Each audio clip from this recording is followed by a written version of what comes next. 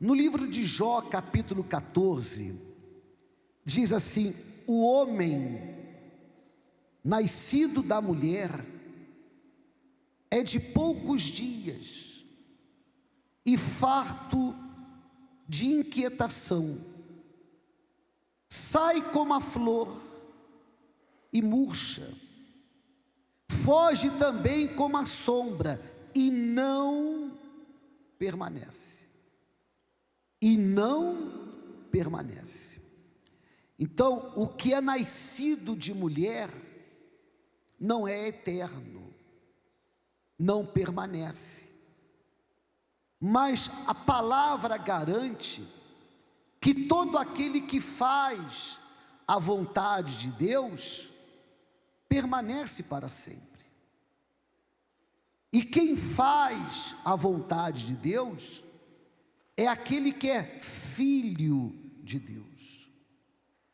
O filho, ele submete a sua vontade à vontade do Pai. O Senhor Jesus diz assim: a minha comida é fazer a vontade daquele que me enviou. Ele disse: eu desci do céu não para fazer a minha vontade, mas para fazer a vontade daquele que me enviou. E no momento de angústia, no momento de dor, no momento de aflição, ele disse assim: Pai, se possível, se queres, passe de mim esse cálice, contudo que não seja a minha vontade, mas a tua vontade. Então, o filho, ele é caracterizado pelo fato de submeter a sua vontade à vontade do Pai. Aquele que faz a vontade de Deus permanecerá para sempre. Mas conforme acabamos de ler, o homem nascido da mulher é de poucos dias. Poucos dias. Ainda que esses dias sejam 100 anos, mas continua sendo de poucos dias. O homem nascido de mulher, ele sai como a flor e murcha, e foge também como a sombra, e não permanece. Então, o que nós entendemos com essas poucas palavras? Nós entendemos que é eterno aquele que é filho de Deus. Só o filho de Deus é eterno. Nascido de mulher, todos nós somos. Mas isso não significa dizer que uma pessoa que nasceu da mulher, da sua mãe, automaticamente tenha nascido de Deus. E não é isso que o mundo ensina. O mundo ensina que todos somos filhos de Deus. Mas você não pode esquecer que o que é certo para o mundo é errado para Deus. E o que é errado para Deus é certo para o mundo. Nós poderíamos aqui dar vários exemplos. Nos dias de hoje, se você lá fora, você para conversar com uma pessoa e ela vê uma aliança no seu dedo e pergunta: você é casado? E você diz: sou. Há quanto tempo? Por exemplo, no meu caso, aí eu digo: há 36 anos. A reação normalmente nos dias de hoje é assim: há 36 anos. Como é que pode isso? Como é que pode?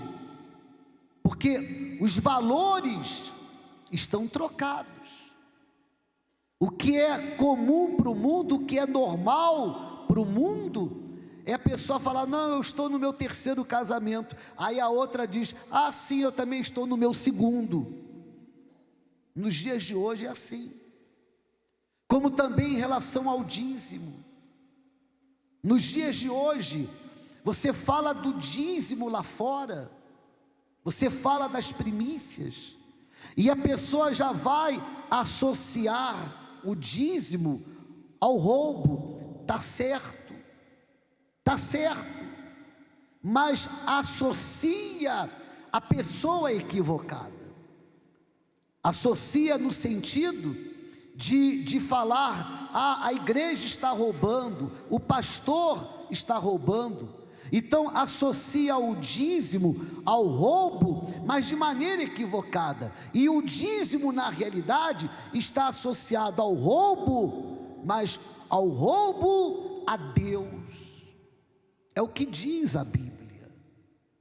Mas conforme falávamos, para esse mundo certo é errado e o errado é certo. E principalmente no tocante à ideia que todos são filhos de Deus. Mas por trás disso tem a pata do diabo. Claro que tem a pata do diabo.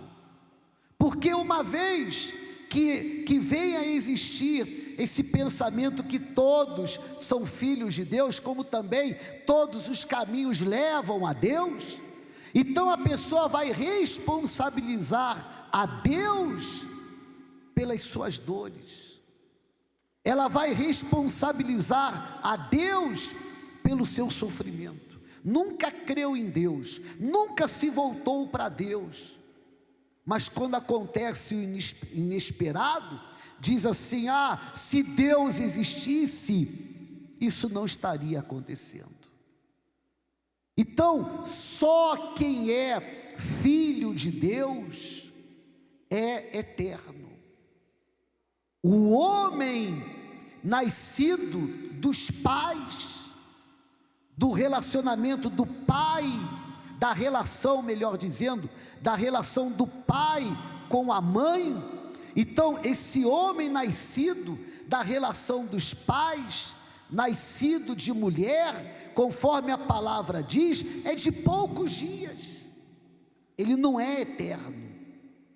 Mas o filho de Deus, e o que caracteriza que é filho de Deus, é que faz a vontade do Pai, esse permanece para sempre. Então, é necessário, pessoal, que cada um venha se avaliar. Quem é o Senhor? Quem é a senhora? É uma pessoa apenas que nasceu apenas da sua mãe? Ou é uma pessoa que nasceu de Deus? Qual o primeiro passo para que uma pessoa se torne filho de Deus? Qual é o primeiro passo? No livro de Gálatas, capítulo 3, versículo 26, aí nós temos o primeiro passo para que uma pessoa se torne filho de Deus. Diz assim: porque todos sois filhos de Deus pela fé em Cristo Jesus. Está claro, está bem claro. Porque todos sois filhos de Deus pela fé em Cristo Jesus. Então, o que prova quem é e quem não é aonde a pessoa, ou melhor, em quem a pessoa, ela tem a sua fé. Aquele que deseja se tornar um filho de Deus, por exemplo, digamos que nessa manhã você esteja aqui pela primeira vez, e existe da sua parte até uma certa vergonha de contar o que foi feito, não num passado distante, não no passado longe, mas o que foi feito nessa madrugada, o que você fez nessa madrugada. Mas se nessa manhã, você ouvindo a palavra, você toma uma decisão, qual a decisão? De pegar toda a sua fé, por menor que ela seja, e depositá-la, apoiá-la na palavra de Deus, que é o próprio Senhor Jesus, na palavra de Deus que é viva, se arrependendo dos erros cometidos, dos pecados cometidos, passando a viver de acordo com ela, de acordo com o que está escrito, e tendo a sua fé apenas no Senhor Jesus, você vai se tornar um filho de Deus, porque você estará se entregando para Ele. Ele nunca falhou, não falha e não falhará. Ele vê tudo. Uma vez havendo da sua parte uma entrega real, uma entrega verdadeira, uma entrega completa, Ele terá que se entregar também. E quando falamos Ele terá, porque é o que está escrito na palavra: tornai-vos para mim e eu me tornarei para vós. E como que ele se torna? Ele se torna para o homem na mesma medida que o homem se torna para ele, na mesma intensidade que o homem se torna para ele, na mesma proporção que o homem se torna para ele. A pessoa se torna de maneira completa, ele se torna na sua plenitude, através do Espírito Santo. Essa pessoa que chegou com um caráter duvidoso, chegou com um passado terrível, ela pode receber o Espírito Santo, e recebendo o Espírito Santo, imediatamente ela se torna filho de Deus. Mas tudo começou como? Como que tudo começou? Tudo começou a partir do momento que ela decidiu ter a sua fé, grande ou pequena, na palavra, no Senhor Jesus, e apenas no Senhor Jesus. E o que a gente vê é exatamente o oposto. Ou seja, a palavra diz, o livro de Oséias diz, que o povo é destruído porque lhe falta conhecimento. Você vê tantas pessoas religiosas, tantas pessoas tomadas pelas religiões, mas não tem conhecimento da palavra. Tem conhecimento da religião, mas não tem da palavra. Aí, essas pessoas que dizem assim: todos os caminhos levam a Deus, são elas que levam consigo, que têm consigo uma fé dividida.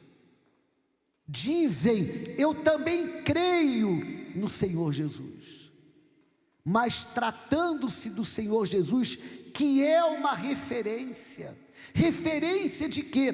De filho que submetia a sua vontade à vontade do Pai, ao ponto de falar: a minha comida é fazer a vontade daquele que me enviou. Ou seja, eu me alimento fazendo a vontade dele. Aquele que disse: eu desci do céu, eu saí da onde eu estava e eu vim para esse mundo, para essa terra, não para que a minha vontade fosse feita, mas daquele que me enviou. E conforme foi dito, no pior momento de aflição, que ele pediu para Deus passar o cálice, mas que contudo não fosse feita a vontade dele, mas a vontade do Pai. Então o Senhor Jesus é a referência de filho. Então, ele sendo a referência de filho, a minha fé, ela não pode estar em A, B, C, D ou Z. A minha fé tem que estar apenas no Senhor Jesus. Ele disse: porque todos sois filhos de Deus pela fé em Cristo Jesus. Então, com essa palavra esclarecedora, cada um pode ver a sua condição. Se a sua condição é ser filho nascido de mulher, ou ser um filho de Deus. O filho de Deus é aquele que recebe poder. Filho de Deus recebe poder. E esse poder de ser filho de Deus não é algo automático que uma pessoa recebe no dia do nascimento da mulher, do nascimento da mãe, porque se fosse assim, o mundo seria uma maravilha, o mundo seria cheio, tomado dos filhos de Deus. Mas esse poder que o Filho de Deus recebe no exato momento que o Espírito Santo é derramado. E esse poder é para quê? Esse poder é para vencer o mundo. Vencer o mundo.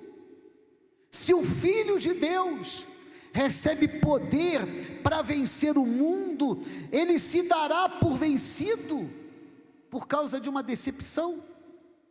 Pensa, por favor. Vamos usar a cabeça. Se o Filho de Deus recebe poder para vencer o mundo, ele se dará por vencido, por ser contrariado, por esperar uma coisa e de repente acontecer outra, ou talvez pelo fato de ter como resposta o silêncio? Não, de maneira alguma. Aconteça o que acontecer, o Filho de Deus, ele permanece nesse mundo, ele permanece como Filho de Deus, ele vence, aos olhos humanos, talvez não tenha vencido ontem, talvez não tenha vencido hoje, talvez não vença amanhã, aos olhos humanos, mas aos olhos espirituais, ele já é um vencedor, porque ele recebe poder para vencer o mundo. Então ele vence o mundo, ele vence a morte. Sabe lá o que é isso? Sabe lá o que é isso? Sabe lá o que é carregar a convicção que não vai morrer, que vai viver eternamente? Esse corpo pode acabar e vai acabar, mas o Filho de Deus tem consciência que ele é eterno, que ele permanecerá para sempre. O Filho de Deus vence o diabo. O Filho de Deus vence o diabo. Se o Filho de Deus vence o diabo, você acha, o Senhor acha que ele é vencido pela própria vontade? Pensa, por favor. Ah, bispo, mas eu fiz isso, eu fiz aquilo, eu disse que eu não iria fazer mais, mas eu acabei fazendo de novo, eu acabei caindo, eu acabei negando a fé. O Filho de Deus recebe poder para vencer o mundo, para vencer a morte, para vencer o diabo. Ele não vai ter poder para vencer a sua própria vontade, a sua carne? Claro que sim, porque a sua vontade ele submete à vontade do Pai. Então, pessoal, o que é importante que você entenda nessa manhã é que nem todos são filhos de Deus, mas quando uma pessoa por sua própria decisão, ela se torna filho de Deus, então ela permanece e vence, e terá a eternidade com o Pai. Amém, pessoal?